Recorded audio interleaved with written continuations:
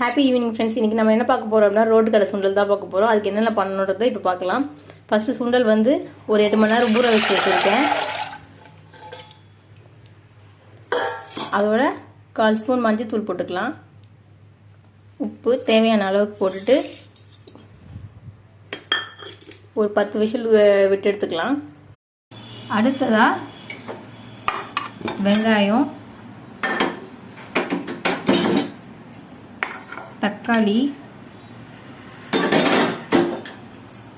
இஞ்சி, பூண்டு, ஒரு பச்சை மிளகாய் இதெல்லாம் போட்டு அரைச்சி எடுத்துக்கலாம். இப்போ கடாயை ஒன்று சூடு பண்ணிவிட்டு அதில் தேவையான அளவு எண்ணெய் ஊற்றிக்கலாம்.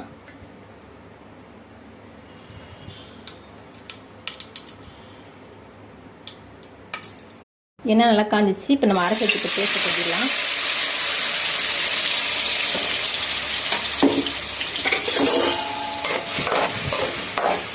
கொட்டிட்டு நல்லா ஒரு 10 நிமிஷத்துக்கு நல்லாவே வதக்கி விட்டுக்கலாம்.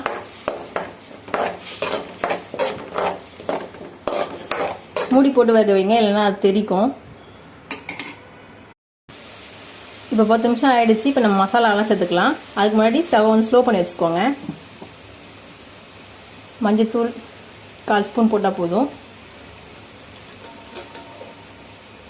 மிளகாய்த்தூள் 1 ஸ்பூன் எடுத்துக்கோங்க.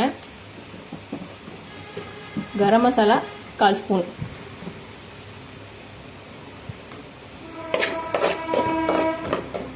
போட்டு கொஞ்சம் போல் கலரிட்டு தண்ணி சேர்த்துக்கலாம்.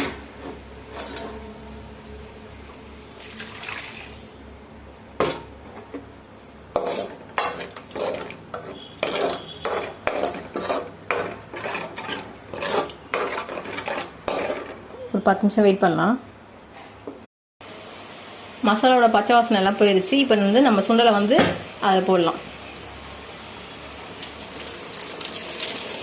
இது ஒன்றும் அதிகமாக கொஞ்சமாக மசிச்சு கொடுத்து வச்சுக்கோங்க, அப்போ தான் நல்லாயிருக்கும் சாப்பிட்றதுக்கு.